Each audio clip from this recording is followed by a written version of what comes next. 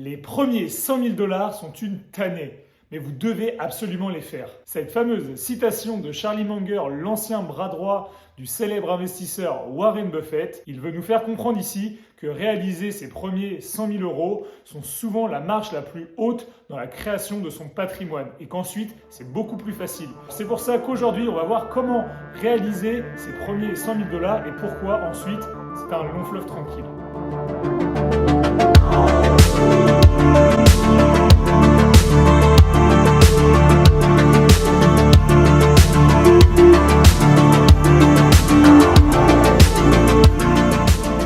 Le véritable problème de l'objectif d'atteindre 100 000 $, c'est que c'est rarement un objectif final pour quelqu'un. On vise des objectifs bien plus élevés pour pouvoir partir à la retraite en anticipé ou pour avoir un capital justement au départ de sa retraite confortable pour pouvoir subvenir à ses besoins et à ceux de sa famille. Et c'est souvent là que se trouve le piège, car quand on vise par exemple un patrimoine de 400 000, 500 000 € pour pouvoir partir à la retraite, souvent on a du mal à atteindre rapidement ces 100 000 € et on perd espoir. Lorsque l'on démarre notre parcours, forcément l'évolution de notre patrimoine est très lente. Mais c'est justement là qu'il faut persévérer et se dire qu'atteindre les 100 000 premiers euros est la première pierre qu'il faut absolument placer dans la création de notre patrimoine. Forcément, 8% de 10 000 € représente 8 000 €, tandis que 8% de 100 000 € représente 8 000 €. On va tout simplement multiplier nos gains par 10 à partir de 100 000 €. Et c'est là que ça commence à être intéressant et qu'on va beaucoup plus vite dans la création de notre patrimoine. C'est toute la magie des intérêts composés, c'est-à-dire quand on réinvestit directement les intérêts générés qui vont eux-mêmes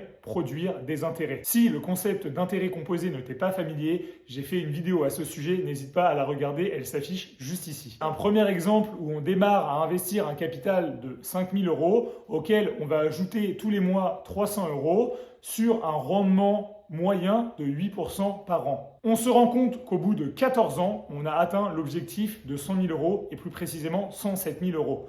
Donc on aura mis 14 ans concrètement à atteindre cet objectif. Ce qui est intéressant et ce que vous pouvez voir à l'écran, c'est qu'une fois qu'on a atteint ces 100 000 € en 14 ans, il nous manque plus que 6 ans supplémentaires pour atteindre 200 000 €. Et plus on avance dans le temps, plus ces fameux 100 000 € sont rapides à être générés grâce à la magie des intérêts composés. Maintenant que l'on sait pourquoi atteindre ces 100 000 € est difficile, on va voir comment les réaliser. Il existe énormément de méthodes différentes pour atteindre ces fameux 100 000 €. Celle qui vous correspondra le mieux, c'est celle qui va respecter vos critères de vie. En gros, il existe deux variables qu'il va falloir déterminer et affiner pour savoir combien de temps vous allez mettre pour réaliser ces 100 000 €. La première variable est représentée par l'argent que vous allez pouvoir investir. Soit un capital de départ, soit de l'argent que vous allez pouvoir investir chaque mois. Et la deuxième variable va être représentée par le taux de rendement que vous allez pouvoir prétendre quand vous faites des investissements. Comme moi, tu vas pouvoir utiliser un simulateur d'intérêt composé pour savoir exactement combien de temps tu vas mettre pour générer ces fameux 100 000 €. Je te mets le lien du site que j'utilise personnellement dans la description. Rentrons maintenant un peu plus dans les détails avec le premier axe, l'argent que vous allez pouvoir investir. Concrètement, l'argent que vous allez pouvoir investir va être la résultante de ce que, vous gagnez moins ce que vous dépensez par exemple chaque mois. Si vous gagnez 1 800 € chaque mois et que vous dépensez 1 500 € tous les mois, vous allez pouvoir donc investir 300 € tous les mois. Et c'est ça qui va être votre réel carburant pour pouvoir atteindre ces 100 000 €. Forcément, plus vous allez investir tous les mois, plus vous allez atteindre votre objectif rapidement. Si au lieu d'investir 300 €, vous investissez 500 €, vous allez sûrement gagner quelques années. Mais ce n'est pas ça le facteur numéro 1, ça restera toujours la variable du temps. Je suis sûr que nous sommes tous capables d'aller réduire de quelque peu nos dépenses, que ce soit en réduisant des abonnements, en essayant peut-être d'acheter moins de vêtements ou de faire un peu moins de sorties. Et c'est ça qui va vous permettre d'investir tous les mois. Je ne vous dis pas non plus d'être frugaliste et de manger des pâtes midi et soir, mais d'aller chercher quelques euros à droite à gauche peuvent représenter une somme très intéressante pour pouvoir commencer à investir. La deuxième solution pour pouvoir dégager de l'argent pour investir chaque mois est d'augmenter également votre revenu. Mais pour moi, c'est peut-être une façon un peu plus complexe et ça va dépendre réellement de votre situation.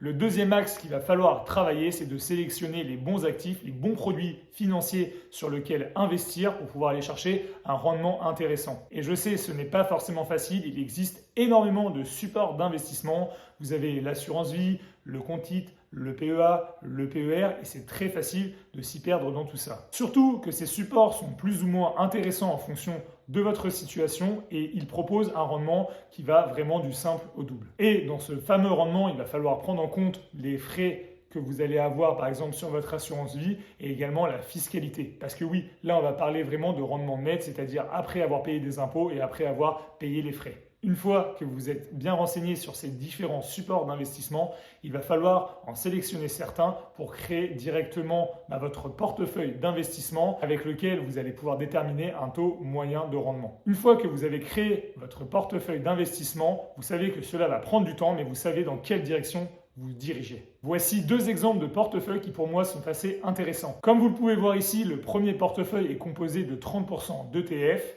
de 20% d'obligations, de 20% d'or, de 20% de SCPI et de 10% de livret. Avec ce genre de portefeuille, vous pouvez espérer un taux moyen sur le long terme entre 4 et 5%. Et là, vous êtes sur un portefeuille qui est assez peu volatile, qui vous apporte pas mal de sécurité et vous allez quand même chercher du rendement, donc un peu de risque. Le deuxième portefeuille est quant à lui beaucoup plus volatile, mais également beaucoup plus performant potentiellement sur le long terme.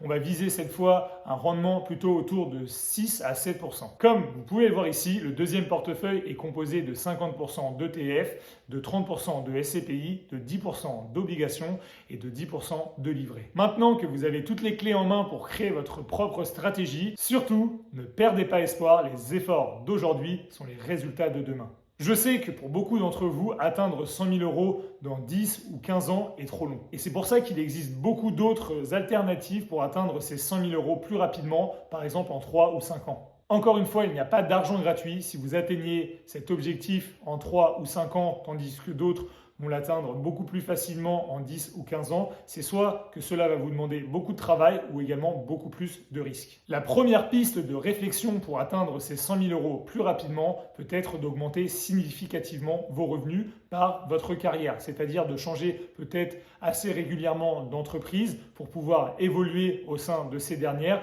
et de pouvoir prétendre à un salaire plus élevé. La deuxième piste peut être d'aller chercher plus de rendement sur des actifs plus risqués comme par exemple la crypto-monnaie. La troisième piste peut être représentée par l'entrepreneuriat. Cela peut être intéressant pour vous de créer un side business, c'est-à-dire de développer une activité secondaire à côté de votre travail pour aller chercher plus de revenus. Ou même quitter votre emploi pour développer votre propre entreprise et là d'aller chercher plus de risques, mais potentiellement d'aller chercher un salaire beaucoup plus élevé. La quatrième piste, et c'est celle que je privilégie de mon côté, est celle d'aller emprunter pour pouvoir investir dans l'immobilier. Et oui, avec l'immobilier, vous allez pouvoir aller chercher une plus-value qui peut être intéressante à la revente au bout de 3 à 5 ans et aller chercher, je ne sais pas moi, un bénéfice de 5, 20, 30, 40 000 euros après avoir fait un bon achat, par exemple des travaux et ensuite une revente. Et pour moi, la dernière piste de réflexion est de ne pas vouloir aller trop vite et de se cramer en vol. Car oui, beaucoup de gens se font avoir en voulant aller trop vite vers cet objectif. Ils se laissent influencer par des vendeurs de rêves qui vont vendre soit des formations